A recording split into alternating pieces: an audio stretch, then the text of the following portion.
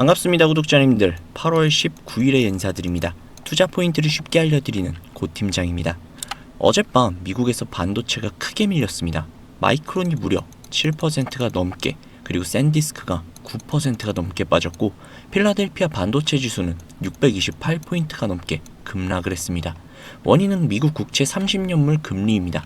장중에 5.3%까지 올라가면서 2007년 이후 19년 만에 최고치를 찍었습니다. 삼성전자의 입장에서 억울한 것은 회사가 문제가 생겨서 이렇게 된 것이 아니라는 겁니다. HBM도 파운드리도 메모리 가격도 어제와 똑같습니다. 바뀐 것은 이익을 주가로 환산하는 계산식 단 하나입니다. 오늘 영상에서는 총 3가지 이야기를 나눠볼 건데요. 금리가 왜 하필 반도체를 때리는지, 국내에서 다시 불거진 노사 문제가 어디까지 왔는지, 그리고 잠시 후에 있을 새벽 FOMC 의사록을 어떻게 봐야 하는지 그 부분입니다.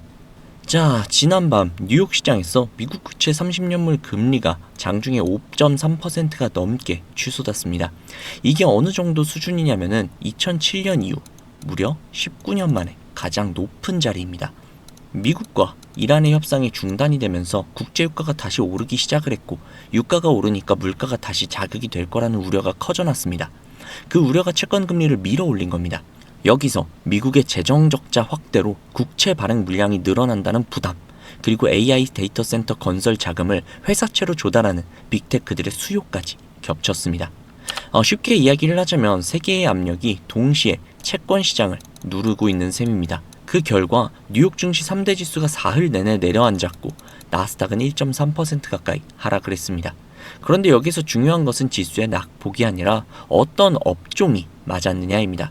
다우존스는 고작 0.2% 정도 하락하는데 그쳤는데, 반도체는 훨씬 더 크게 무너졌죠. 자, 그럼 여기에서 이제 주주분들이 많이 궁금해하시는 점, 금리가 오르면 도대체 왜 반도체가 유난히 아플까요? 이유는 2가지가 있는데요. 첫 번째는 할인율 문제입니다. 주식의 가치는 결국 미래에 벌어들일 돈을 현재 가치로 끌어와서 계산을 하는 거잖아요. 이때 나누는 값이 바로 금리인데, 금리가 올라가면 나누는 숫자가 커지겠죠. 그렇기 때문에 똑같은 미래의 이익이라고 해도 오늘 값어치가 떨어져서 보이는 겁니다. 그래서 미래 성장 기대가 주가에 많이 반영되어 있는 기술주, AI 관련주일수록 금리에 굉장히 민감하게 반응할 수밖에 없죠. 삼성전자처럼 앞으로 몇 년치 HBM과 파운드리 성장이 주가에 선반영된 종목은 이 계산기에 정직하게 걸립니다. 자, 2번째는 자본 집약 산업이라는 점인데요. 이게 단어 자체가 조금 어려운데 좀 쉽게 한번 설명을 해드리자면, 반도체는 공장을 하나 짓는데 수십조가 들어가잖아요. 그쵸? 그런데 이 수십조를 무조건 다 현금 박치기를 할 수 없단 말이에요. 그래서 이제 대출을 받아야 하는데, 금리가 오르면 대출 이자도 올라가겠죠. 수십조 원인데 1%만 올라도 수천억이 오르는 거예요. 이렇게 조달 비용 자체가 어마어마하게 올라갑니다. 그래서 투자 회수 계산이 통째로 흔들린다는 거죠. 이 2가지가 겹치면서 어제 미국에서는 마이크론과 샌디스크, 웨스턴 디지털이 어마어마하게 빠졌고, 필라델피아 반도체 지수 역시도 628포인트 넘게 하락을 했습니다. 여기서 한 발자국 한번 더 들어가 보자면, 장기 금리 상승은 미국만의 현상은 아니에요. 일본의 국채 금리는 30년 만에 최고 수준까지 올랐고, 독일과 프랑스 같은 유럽 주요국의 장기 국채 금리도 수십 년 만에 높은 자리까지 올라왔습니다. 글로벌 채권 시장 전체가 동시에 부담을 받고 있는 뜻입니다. 이게 왜 중요하냐면요. 특정 국가의 일회성 이벤트라면 하루 이틀 만에 어느 정도 정상화가 되겠지만, 지금은 전 세계 채권 시장이 같은 방향으로 움직이고 있다는 거예요. 구조적인 흐름일 가능성이 있다는 겁니다. 시장에서도 채권 금리를 끌어올리는 요인들이 당장 내일 사라질 성질의 것은 아니라는 지적이 나오고 있습니다. 다만 반대적인 시각도 분명히 있죠. 기업의 이익과 마진이 여전히 견고하기 때문에 금리가 일정 범위 안에서만 움직인다면 증시의 중장기 상승 기반까지 훼손되는 건 절대 아니라는 평가도 있죠. 통상 한 4에서 5% 구간을 정상적인 구간으로 보는데, 지금은 이 상단부에 좀 근접한 상태라는 거죠. 그렇기 때문에 위험 구간까지는 들어섰지만 여전히 예상 범주 내다 라고 이야기를 하고 있습니다. 사실 이것뿐만이 아니라 한 가지 이슈가 또 있는데요. 바로 국내 이슈입니다. 반도체 슈퍼사이클 한복판에 노사 문제가 다시 한번 수면 위로 올라왔습니다. 한국경영자총협회가 지난 17일 경영계 제언을 내놨는데요. 성과 배분 요구와 관련된 내용이었죠. 정당한 요구인지 아닌지는 좀 더 뜯어봐야겠지만 적어도 우리 투자자들의 입장에서는 그리 좋은 소식은 아닌 게 분명합니다. 그러나 충분히 합의가 될 수 있는 내용인 만큼 시간이 조금 필요해 보입니다. 자, 그렇다면 투자자의 입장에서 현재의 상황들 어떻게 봐야 할까요? 저는 이 사안들을 단기 주가 재료가 아니라 중기 리스크 체크리스트에 올려두시라고 말씀드리고 싶습니다. 지금 당장 생산 차질이 나는 상황은 절대 아닙니다. 다만 메모리 수급이 타이트한 국면에서 국내 노사 갈등이 격화가 된다면 그건 곧바로 공급 차질 우려로 연결이 될 수 있죠. 반도체는 라인을 한번 중지를 하면 재가동과 정상화에 추가 시간이 드는 산업이기 때문에 시장이 예민하게 반응할 여지가 있습니다. 그렇다 해도 오늘의 가장 중요한 핵심 안건은 역시 금리겠죠. 물론 삼성전자의 비전은 여전히 살아있고 확고합니다. 지금 당장의 하락에 우울해지실 게 아니라 우리가 삼성전자의 미래를 보고 투자했듯 여전히 존재하는 굳건한 비전을 믿어보시고 지켜보시는 게 더 좋은 판단일 것 같습니다. 자, 그러면 이렇게 생각하시는 분들이 계실 수도 있어요. 현재의 상황이 나아지고 있으니 무조건 지금부터 원금까지 버티면 되는 게 아니냐 라고요. 물론 완전히 틀린 말은 아닙니다. 그러나 정답이라고 말하기도 어렵죠. 왜냐하면 우리의 자금은 한정적이기 때문입니다. 우리가 몇십억, 몇백억, 몇천억의 자산가라면 아무런 상관이 없으나 우리는 외인들과 기관들처럼 몇십, 몇백, 몇천억의 자산가들이 절대 아니잖아요. 그렇기 때문에 솔직히 싸움이 되지 않습니다. 우리가 이렇게 돈 많은 세력들, 외인들을 상대하기 위해서는요, 반드시 이들의 의도를 파악을 해야지만 우리가 돈을 벌 수 있다는 겁니다. 아무리 좋은 종목이라고 해도요, 매일 오르기만 할 수 있습니까? 그렇기 때문에 외인들은요, 항상 주가의 상승과 하락, 즉 등락을 이용을 해서 수익을 만들어내는 거거든요. 그래서 우리도 이들과 똑같이 등락을 이용한 매매를 통해서 수익을 극대화해야 된다라는 겁니다. 이렇게 등락을 통한 매매만 잘 해도요, 남들이 3%가량 수익을 볼 때 구독자님들은 15%, 20% 그 이상이 계좌에 찍혀 있을 겁니다. 그리고 남들이 20% 정도의 수익을 벌어갈 때 우리는 계좌에 100%, 200%가 찍혀 있는 거예요. 그래서 제가 이렇게 타점을 잡고 말씀을 드리면 꼭 이렇게 말씀을 하시는 분들도 계세요. 아니 고 팀장, 너는 꼭 올라가면 팔라고 하더라. 더 올라갈 것 같은데. 혹은 너는 꼭 내려가면 사라고 하더라. 더 떨어지면 어떡해? 라고요. 그런데 구독자님들, 이게 바로 외인들과 세력들의 매매 방법이고요. 이게 바로 돈을 벌 수 있는 그런 투자 방법이에요.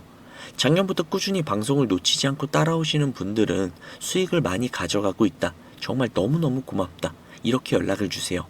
그런데 최근에 속상한 연락도 종종 오는데요. 무슨 연락이냐면 방송을 늦게 봤다고 지금 사도 되냐고 라고 물어보세요. 이거 될까요? 안 됩니다. 정말 잘못하면 엄청나게 큰 손실을 볼 수도 있거든요. 저한테 가장 중요한 게 뭐냐면요. 수익? 정말 중요하죠. 그렇지만 이건 1순위가 아니에요. 1순위는요. 바로 리스크 관리입니다. 이 리스크 관리 정말 중요해요. 수익 보는 것보다도 훨씬 더 중요합니다. 저는 정말 많은 투자자분들이 잃지 않는 투자를 하셨으면 좋겠거든요. 그렇기 때문에 제가 매도 타점을 전부 다 잡아드리는 겁니다. 어쨌든 소통방에 계신 분들은 문제가 없는데 요즘 혼자 손실 보시고 따로 뒤늦게 연락을 주시는 분들이 너무 많아서 제가 오늘 한 번 더 말씀드리도록 하겠습니다. 구독자님들, 여기 지금 화면 상단부에 번호 보이시죠? 종목에 물려 계신 분들, 그리고 본업 때문에 실시간으로 대응이 어려우신 분들, 그 외에도 정말 너무나도 수익이 간절하신 분들은 이 번호로 문자 한 통씩만 보내주세요. 제가 뭐 1억 천금을 만들어 드리겠다, 억만금을 벌어 드리겠다, 이런 약속은 절대 드리지 못하지만 단 1%라도 수익을 끌어올리고 단 1%라도 손실을 줄일 수 있는 효율적인 투자의 해답을 보여드리도록 하겠습니다.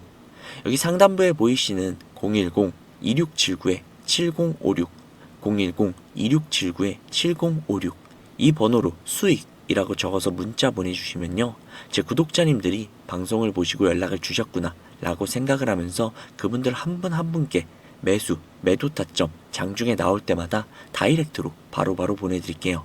지금 운영 중인 소통방에 나가는 타점 동일하게 보내드릴 겁니다. 이렇게만 하면 수익을 놓치시는 분들 없이 모두 다 가져가실 수 있겠죠. 그리고 주기적으로 소소하게 용돈을 챙기실 수 있게끔 단기 급등주도 챙겨드리고 있으니까요. 혼자서 투자하시기 힘드신 분들은 위에 보이시는 번호로 수익이라고 적어서 문자 넣어주세요. 하루 이틀 정도 한번 문자 받아보시고 뭐 수익이 좀 별로라던가 아니면 좀 취향에 맞지 않는다면 그냥 번호 차단하셔도 됩니다. 대신에 좀 수익이 잘 난다면요, 제 채널의 구독 그리고 영상의 좋아요 좀 부탁드릴게요. 그리고 제가 이렇게 많은 분들에게 수익을 내드리고 있다 보니 종종 선물 같은 거 이렇게 보내주시거든요. 뭐 기프티콘 같은 거. 그런데 제가 좀 난감한 게 제가 사실 커피를 못 마셔요. 그래서 제가 너무너무 감사하지만 그냥 마음만 받도록 하겠습니다. 저는 뭐 대가성으로 따로 바라는 건 없고요. 그냥 제 채널의 구독 그리고 영상의 좋아요 이거면 만족하니까요.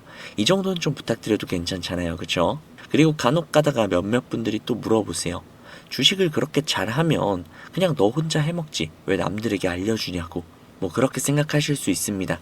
그런데 제가요, 주식으로 과거에 빚만 3억 정도를 졌었거든요. 진짜 좀 안 좋은 생각도 많이 하고 뭐 한강을 가야 되나 라는 생각까지도 했었어요. 그런데 그때를 제가 돌이켜보면 저한테 주식 투자에 대해서 알려주시는 분들이 단 한 분도 계시지 않았어요. 저는 정말 그때가 너무나도 외롭고 힘들었거든요. 그래서 제가 이제 유튜브 영상을 촬영을 시작하면서 저 같은 분들이 없기를 바라는 마음으로 도와드리고 있는 겁니다. 제가 늘 말씀드리죠. 주식은 혼자 투자하면 정말 너무 외롭고 너무너무 힘들어요. 선생님도 필요하고 함께 갈 수 있는 동료들도 필요하죠. 그러니까 구독자님들 절대로 혼자 투자하지 마세요. 제가 꼭 도와드리도록 하겠습니다. 만약에 문자 보내주시는 게 조금 불편하시거나 아니면 종목뿐만이 아니라 시황이나 다음으로 올라갈 섹터 혹은 여러분들이 궁금하신 내용들이 있으시면요, 영상 하단에 더보기란에 링크가 하나 있을 거예요. 그 링크를 누르셔서 원하시는 내용을 클릭하신 다음 해당 내용 받아가셔도 되니까요. 너무 부담 갖지 마시고 천천히 수익 가져가셨으면 좋겠습니다. 자, 오늘 영상은 여기까지고요. 다음 영상에서 더 좋은 정보 그리고 더 알기 쉬운 분석으로 찾아뵙도록 하겠습니다. 지금까지 고 팀장이었습니다. 감사합니다.